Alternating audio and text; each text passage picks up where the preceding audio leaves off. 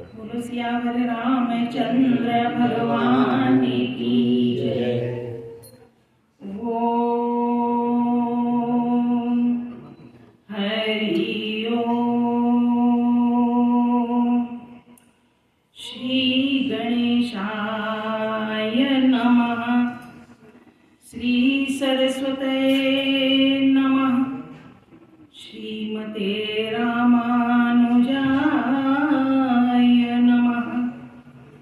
लक्ष्मीनाथ समारंभां नाथयामुनमध्यमाम् अस्मदाचार्यपर्यन्तां वन्दे गुरु परम्परां। वन्दे गुरु परम्परां। सीता मेरी मात है, पिता मेरे रघुनाथ। इन दोनों के चरणों में मेरा कोटि कोटि प्रणाम। मेरा कोटि कोटि प्रणाम। आए हैं तो प्रेम से लो हरि का नाम।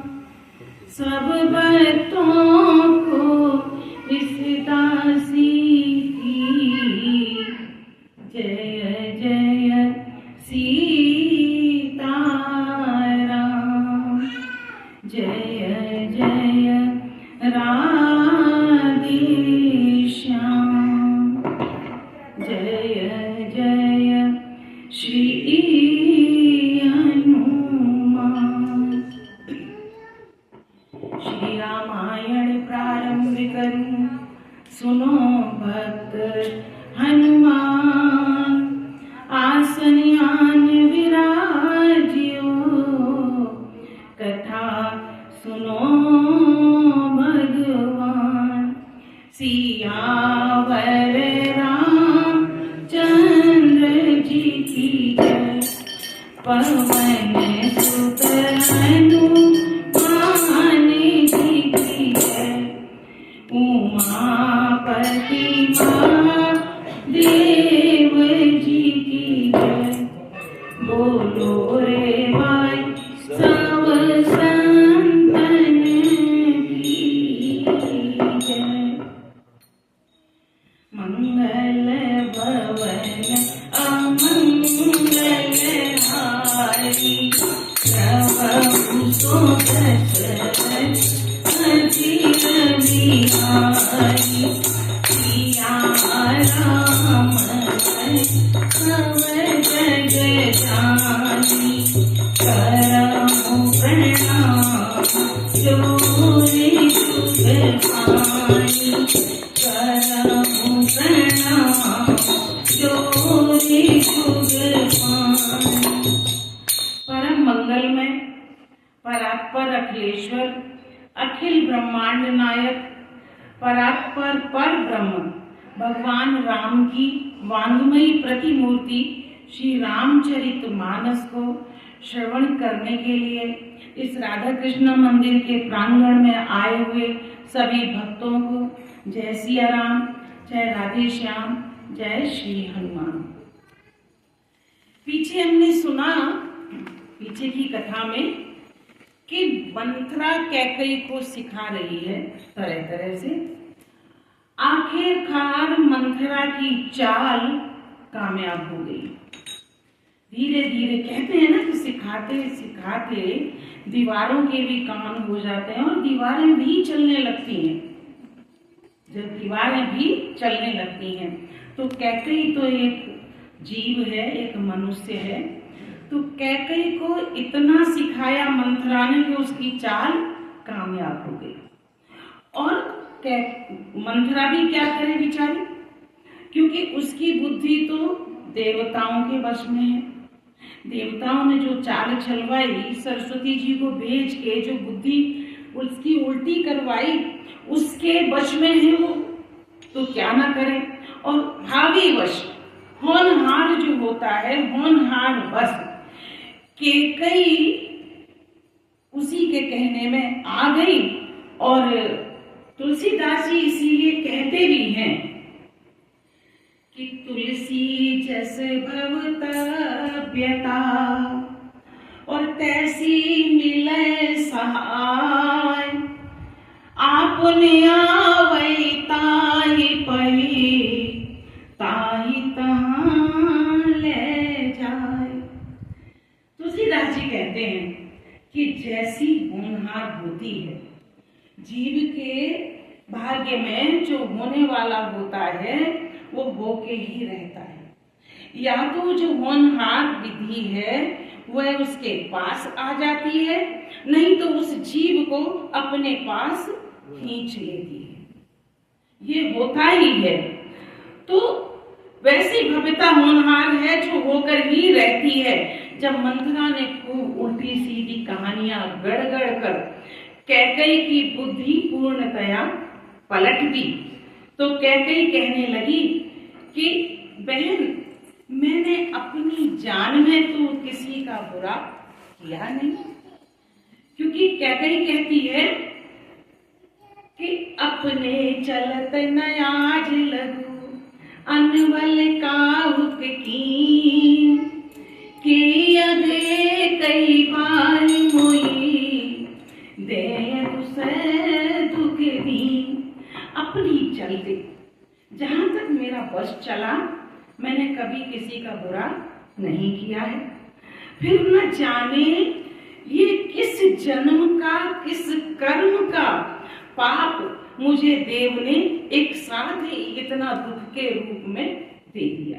इस तरह कह रही है। आगे की कथा हम आज सुनते हैं।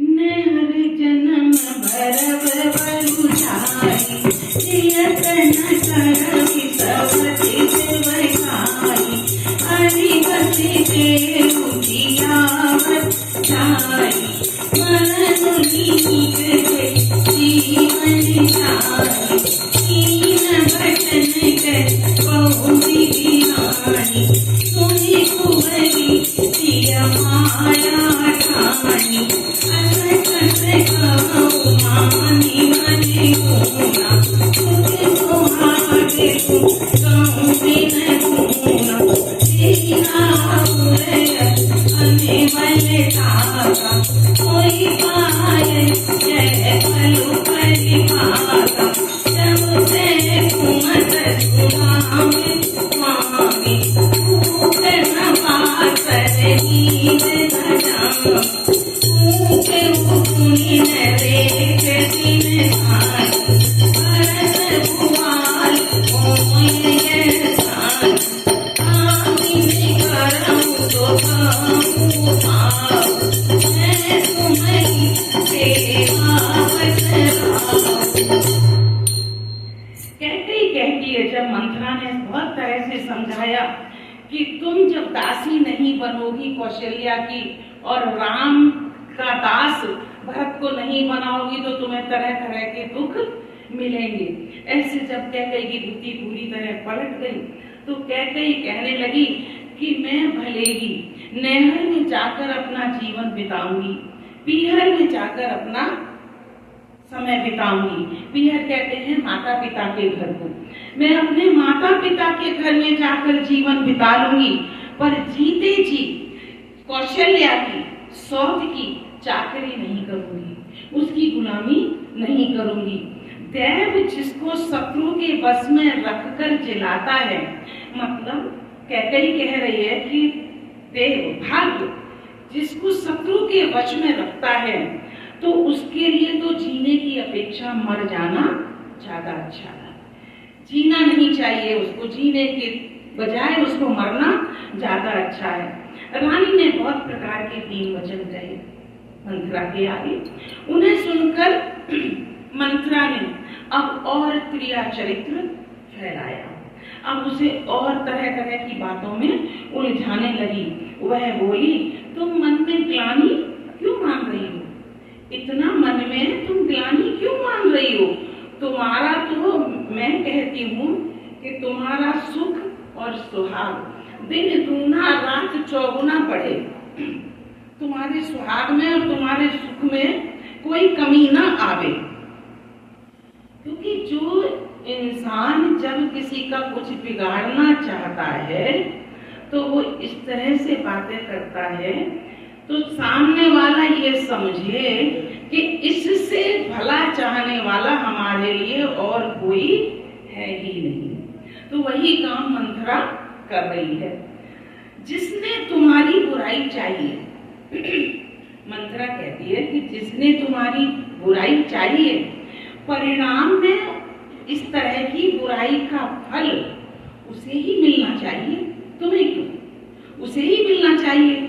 और मुझे पूरा विश्वास है कि हे रानी, हे भामिनी, कि यह बुराई का फल कौशल्या ही भोगेगी।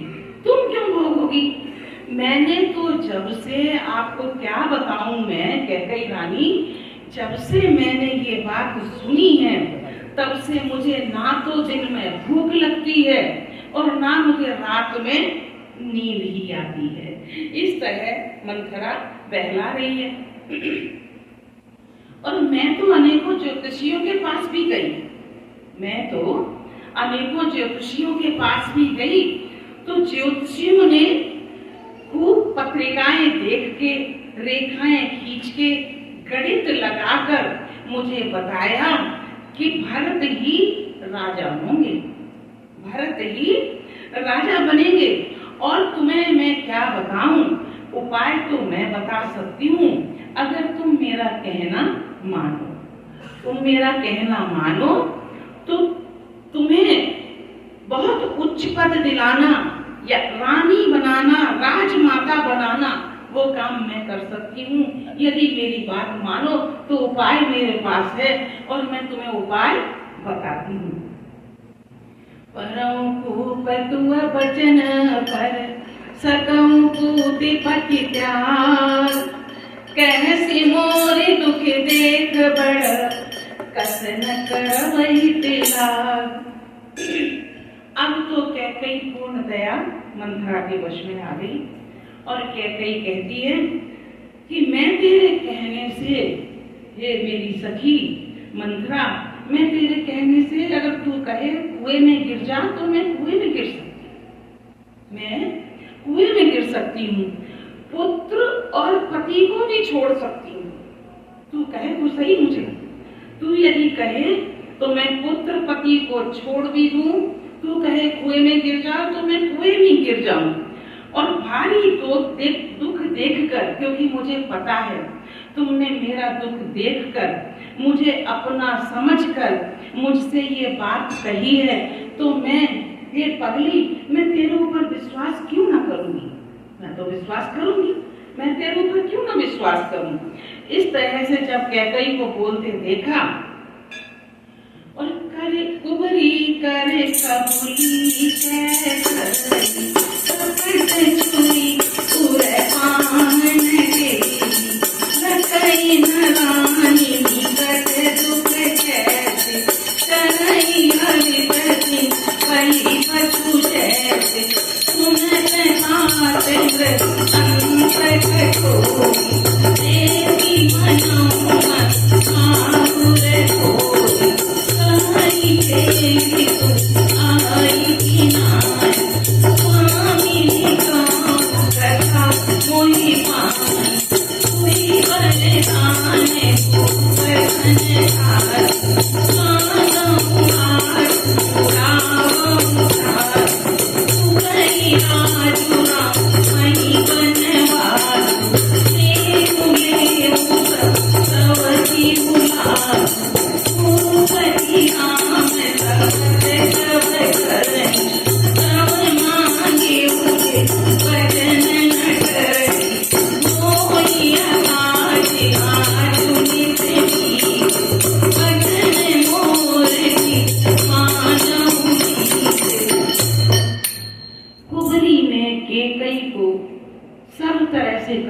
बात उसको 100% अपने बस में करके, जैसे कैसे कि जैसे बलि के पशु को, बलि का जो पशु होता है उसको बलि से पहले हरे चारे से भरे हुए खेत में छोड़ दो और वह बड़ा आराम से अपना चारा खाए, इसी तरह अपने हृदय, कुबरी ने अपने पत्थर रूपी हृदय पर तलवार को जैसे पैनी करके, तेज करके और कैकई के ऊपर वार कर दिया, और कैकई उस दुख को समझ नहीं पा रही है।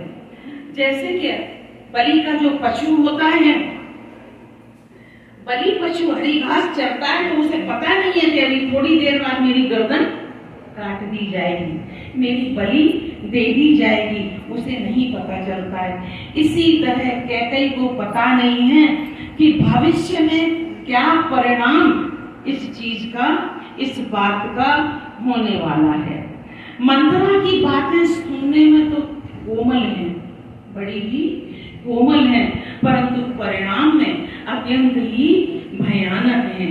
मानो वह शहद में घोलकर जहर पिला रही है, शहद में घोल कर जहर पिला रही है। दासी कहती है, हे स्वामिनी, तुमने मुझको एक कथा कही थी एक बार, तुमने मुझको एक कथा कही थी एक बार, उसकी याद है या नहीं?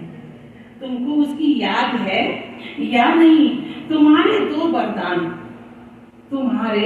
दो वरदान राजा दशरथ के पास धरोहर के रूप में रखे हुए हैं।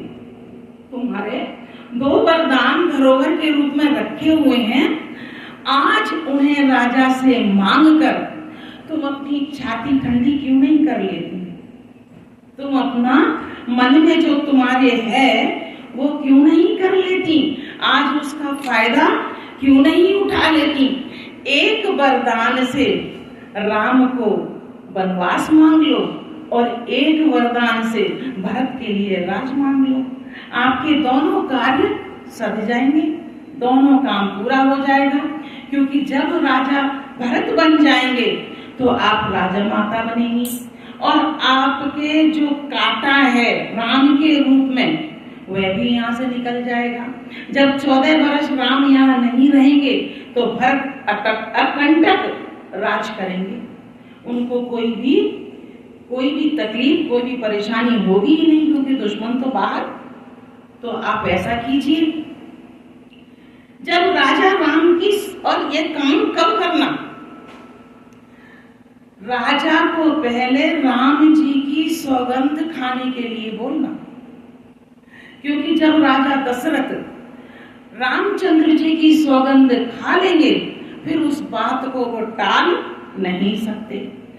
आज की रात, कैकई इतना भी ध्यान रखना तो कि आज की रात अगर टल गई तो फिर इस बात को कोई भी बनाने वाला नहीं है, क्योंकि आज की रात अगर टल गई तो कल तो राम जी का राज्याभिषेक हो जाने वाला है। तो इसलिए है कैकई, आज की रात टलने न पावे, जो कुछ करना है, जो मैंने समझाया जिस तरह से करना है वो आज की ही रात है और आज की ही रात में ही आपको ये काम खत्म करना है। बड़े को घात कर पात किने कैसे को उपग्रह जाओ, काज समारे उस जग सबू कैसा जनिपति आओ। पापनी मंथिरा ने बड़ी बुरी घात लगाकर कहा कि अब तुम हे कैकई कोप भवन में जाओ और सब काम बड़ी सावधानी से करना, बड़ी सावधानी से बनाना। राजा पर सहसा विश्वास मत कर लेना, राजा की बातों पर विश्वास मत कर लेना, उनकी बातों में आ मत जाना। तुम अपनी बात पर अडिग रहना और वह भी राम की सौगंध खिलाने के बाद बात बोलना, नहीं तो कुछ भी हो सकता है, राजा तुम्हारी बात नहीं भी मान सकते। और कुंवरई रानी प्राणी प्रिय जानी, बारी बारी बड़ी बूझी बधाई, कोई समित न मोर संसारा, बड़ी जाति गई बयसिया धारा, जो किसी पूरब मनु करते गाई, करो तोई चतु बड़ी गाई, आदर तेरी ओ भवन कवनी के पति बरवा ऋतु तेरी, हुई भरी कुमति कई तेरी, माई कपट जल अंकुर जाम, बने दो दल दुख बलि राम, ओ समाज साज सब कोई, राज कर निज कुमति दिगोई, राम नगर कुलाल होई, जय कुचाले जाने न कोई। अब तो कुबरी को रानी ने प्राणों से भी ज्यादा प्रिय समझकर, मंथरा को प्राणों से भी ज्यादा प्रिय समझने लगी और बार बार उसकी बुद्धि का बखान करने लगी कि तेरे समान बुद्धि वाला और कोई है ही नहीं, और बोली संसार में मेरा तेरे समान हितकारी कोई नहीं है, तू ही मेरे हित को चाहने वाली है, तू मुझ बही जाती हुई के लिए, जैसे कि कहते हैं ना कि बहते हुए को तिनके का सहारा, मैं बह रही थी, मैं तो सोच रही थी कि सब मुझे बड़ा मान सम्मान देते हैं, मुझे राम जी अपने प्राणों से ज्यादा समझते हैं, मुझे अपनी माँ से ज्यादा सम्मान देते हैं, मैं तो उस प्रेम में बही जा रही थी और मुझ बही जाति के लिए तू सहारा बनी, तू मुझे मेरे लिए सहारा बन गई। अब मैं बहन, अब वो दासी से बहन करके संबोधित करने लगी, उसको कहने लगी बहन तेरे समान हितकारी मेरा कोई नहीं है, यदि विधाता कल मेरा मनोरथ पूरा कर दे। विधाता, अब कैकेयी का मनोरथ क्या है? कैकेयी का मनोरथ है कि भरत का राज्याभिषेक हो जाए और राम जी बन के लिए चले जाए, ये कैकेयी का मनोरथ है।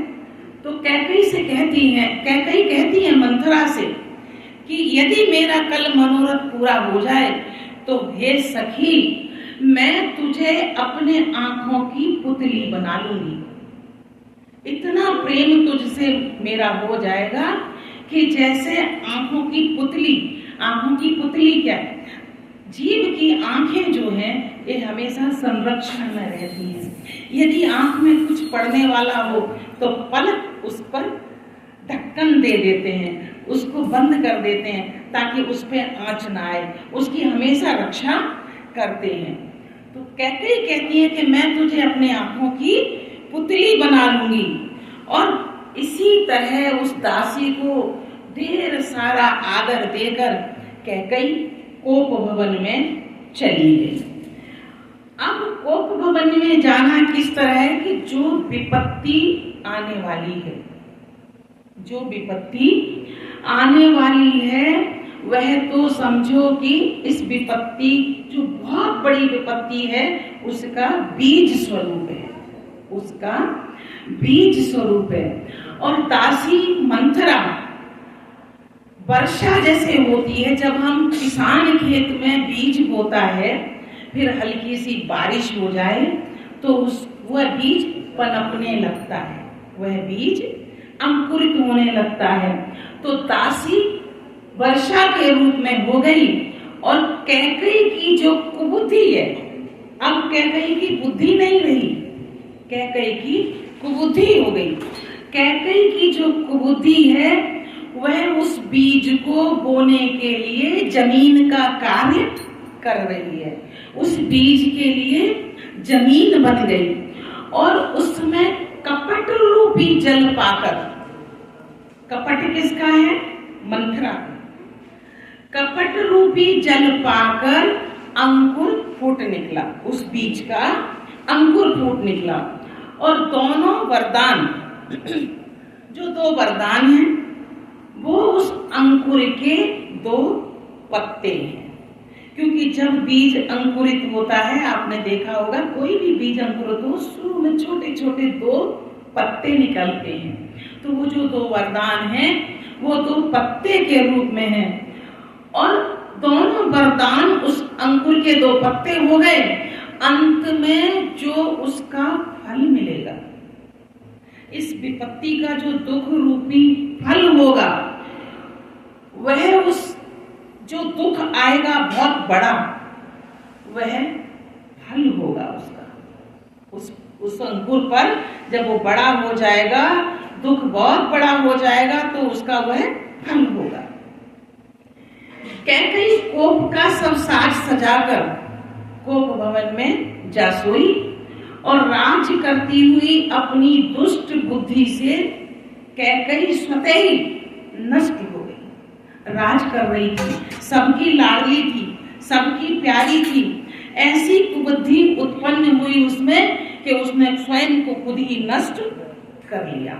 राजमहल और नगर में धूम मच रही है, क्योंकि वहां तो सबको पता है कि कल रामचंद्र जी का अभिषेक होगा, रामचंद्र जी का राज्याभिषेक होगा। इस कुचाल को कोई जाना ही नहीं। जो महल के अंदर हो रही है, उस कुचाल से सब अपरिचित थे, किसी को कुछ मालूम नहीं है।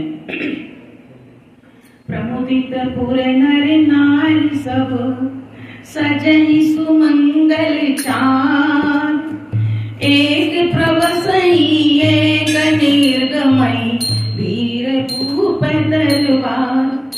बड़े ही आनंदित होकर नगर निवासी स्त्री पुरुष शुभ मंगलाचार के साथ सजा रहे हैं। जहां तहां देखिए बधावे बजा रहे हैं, मंगल गान कर रहे हैं। कोई भीतर आता है, कोई बाहर निकलता है। राजद्वार में बड़ी भीड़ लगी हुई है। 10 आते हैं, 10 निकलते हैं, बड़ी भीड़ लगी हुई है। और 5 सखा सुनहि हरि साई, मिल 10 5 राम पई जाई।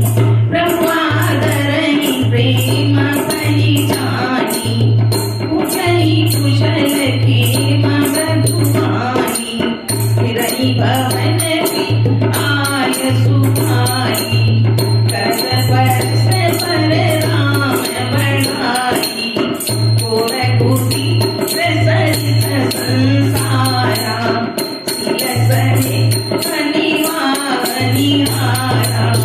जय जय जोनि कर्म बसन मही, पहले की सदैव आई। सेवक स्वामी सिय नामु, पूना जय गोरि मामु। अस्या विलास नगर सब काहू, कैकेयी सुता हृदय अभिलाषु। पूर्ण संगति कारि न साई, कहै न नीच मते चतुराई। रामचंद्र जी के इधर नगर में खुशियां छाई हुई हैं। रामचंद्र जी के बाल सखा, बचपन के सखा, मित्र राज तिलक का समाचार सुनकर अत्यंत हर्षित हो रहे हैं। वे 10 5 मिलकर श्री रामचंद्र जी के पास मिलने आते हैं और उनको बधाई देते हैं। प्रेम पहचान कर प्रभु रामचंद्र जी भी उनका आदर करते हैं। क्योंकि कोई जब किसी के पास मिलने आता है, किसी दुख में या किसी सुख में, तो सामने वाला प्रेम करता है तभी आता है, नहीं तो कोई ना आवे।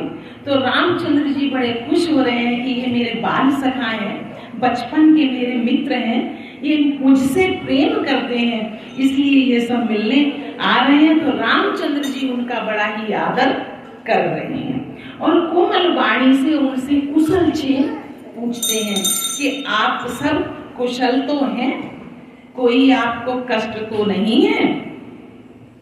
अपने प्रिय सखा श्री रामचंद्र जी की आज्ञा पाकर आपस में एक दूसरे से श्री रामचंद्र जी की बढ़ाई करते हुए वे लौट जाते हैं और कहते हैं संसार में श्री रामचंद्र जी के समान शील और स्नेह को निभाने वाला कोई नहीं है।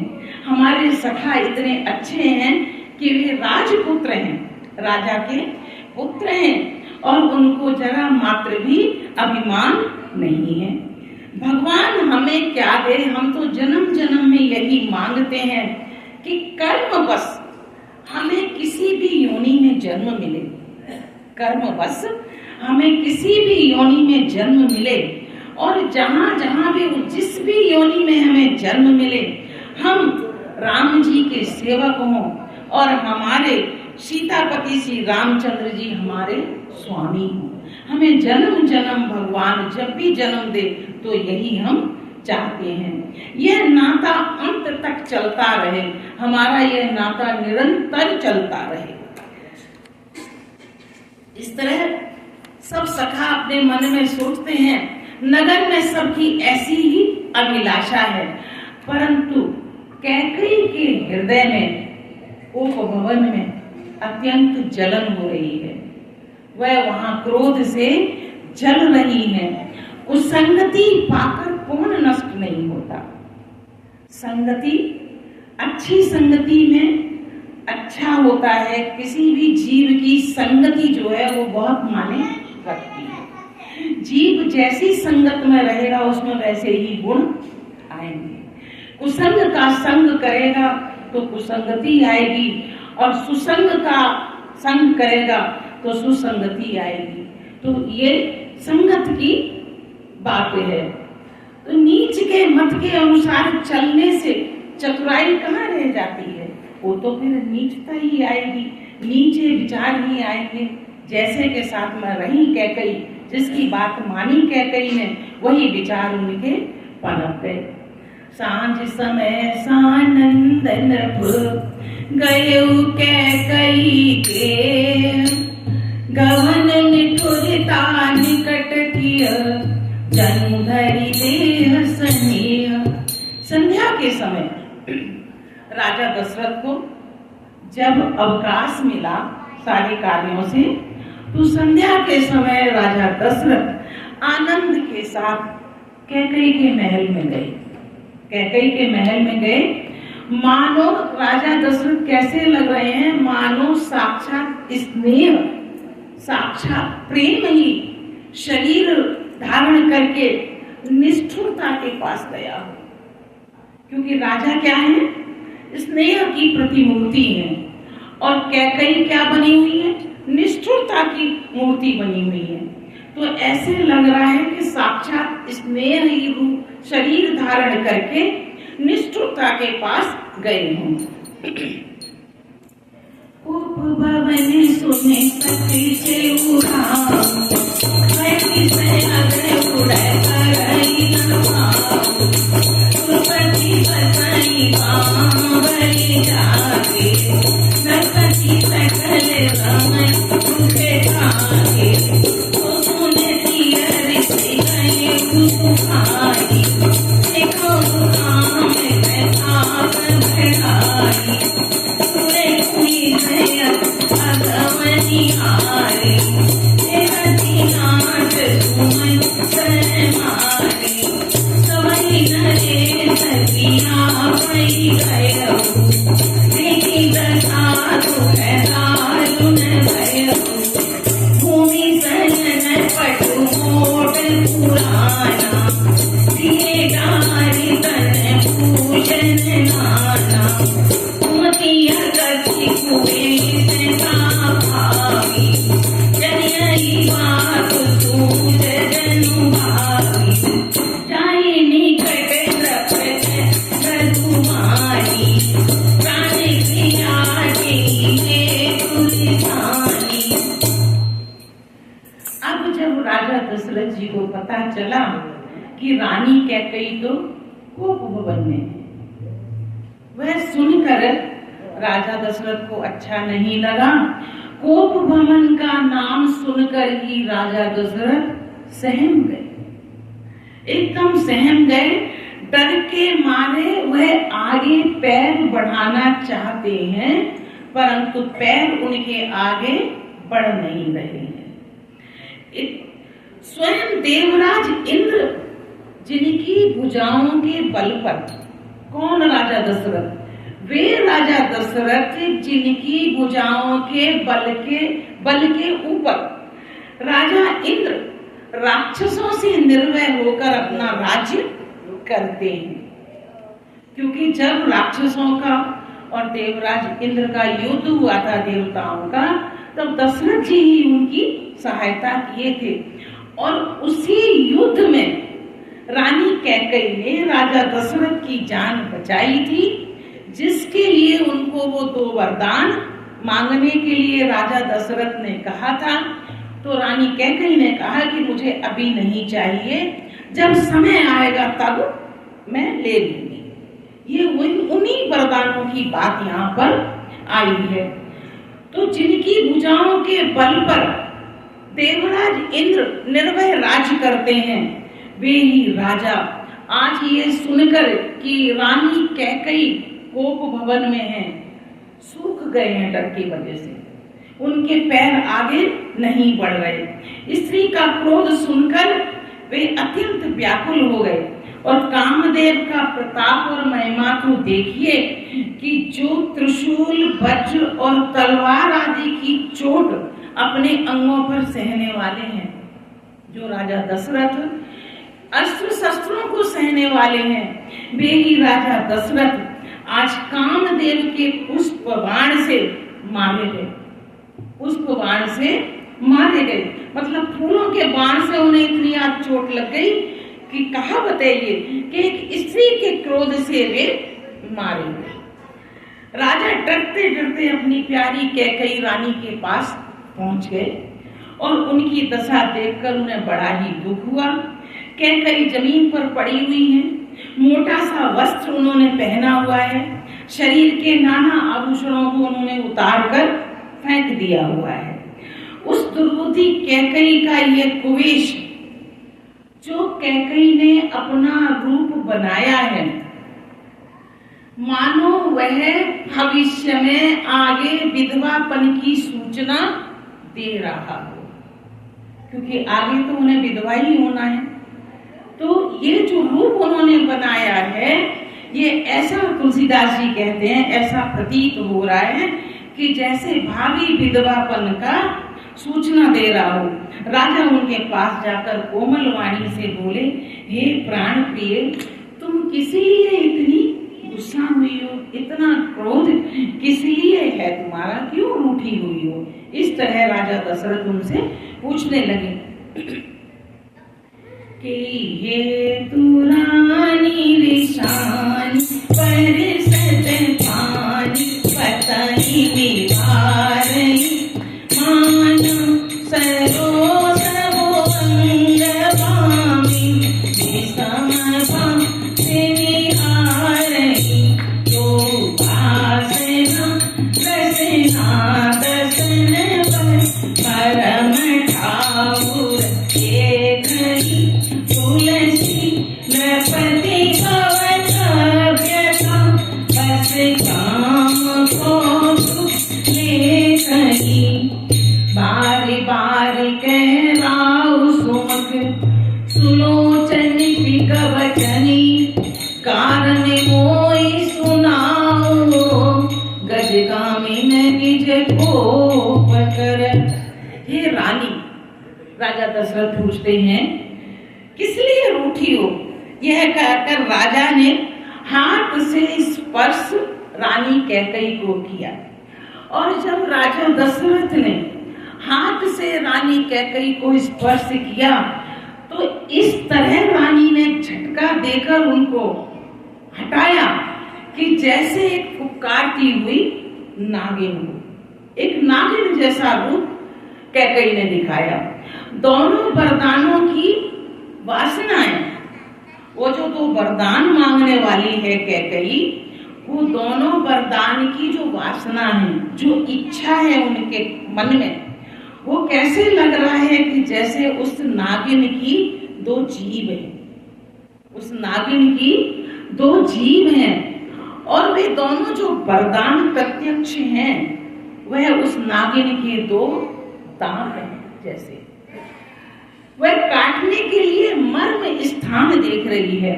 मर्म स्थान कहते हैं बड़े ही नाजुक जगह को।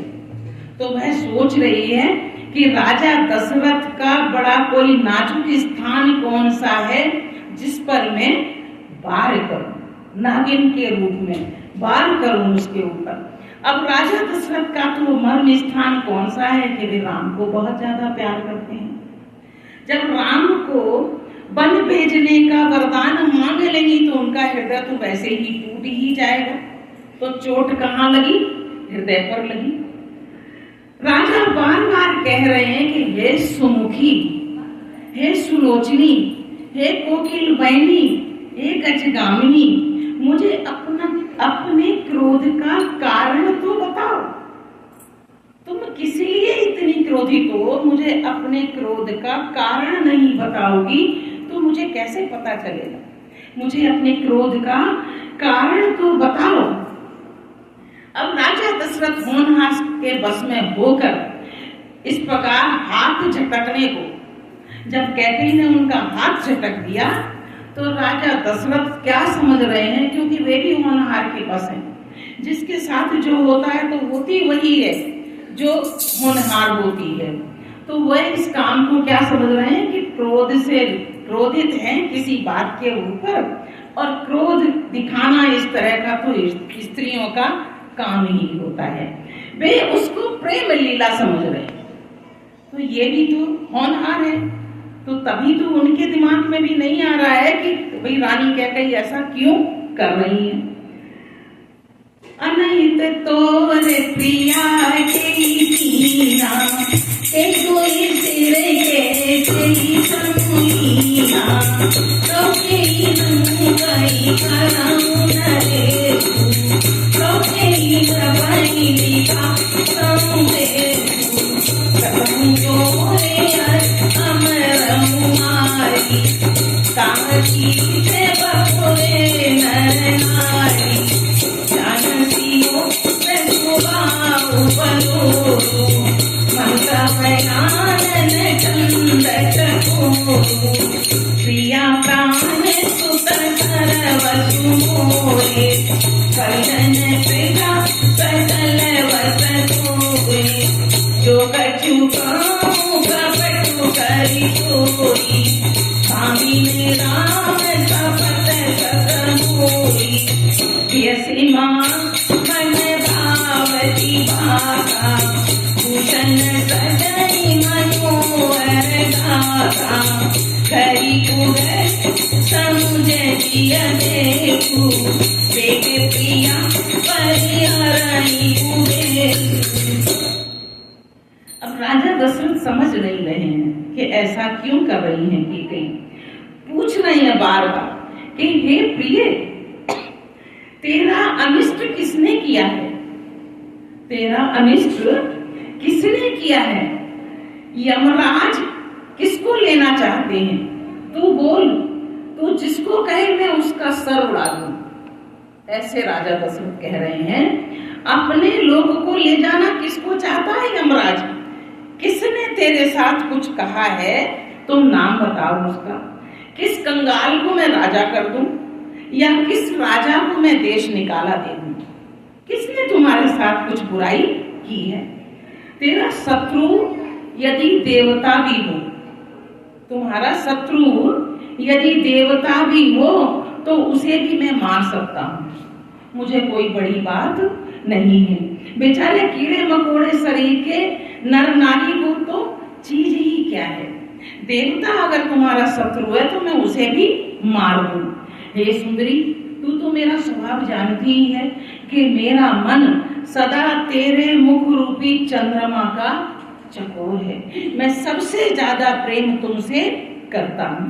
हे प्रिय, मेरी प्रजा, कुटुंबी, सर्वस्व, संपत्ति, पुत्र, यहाँ तक कि मेरे प्राण भी, ये सब तेरे वश में हैं। यदि मैं तुझसे कुछ कपट करके करता हूँ तो हे भामिनी, मुझे राम से ज्यादा प्रिय कोई नहीं है पुत्रों में। मैं राम की सौगंध खाकर कहता हूं कि मैं तुमसे सबसे ज्यादा प्रेम करता हूं।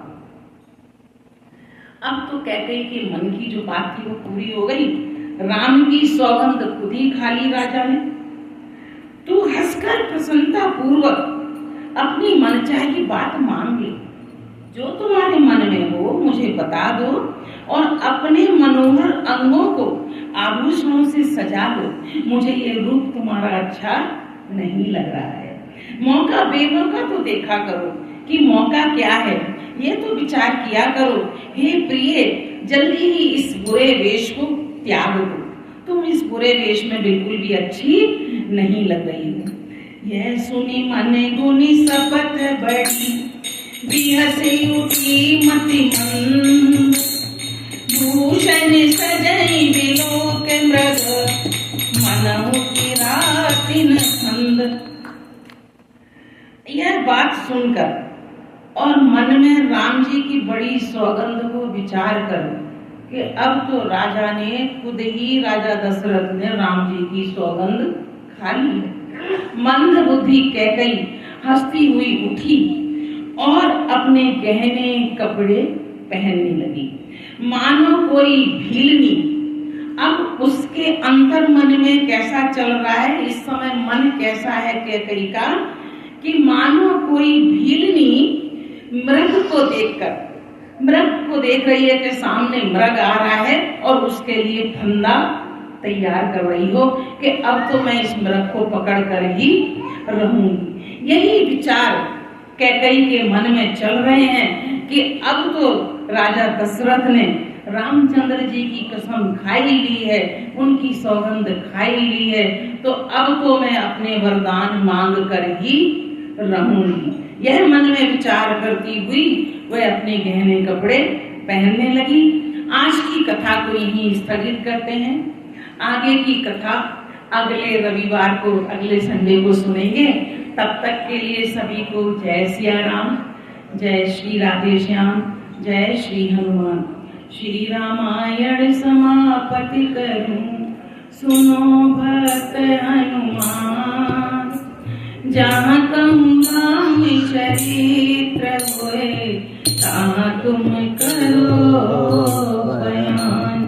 सियावर रामचंद्र जी की जय, पवन सुत हनुमान जी की जय। उमा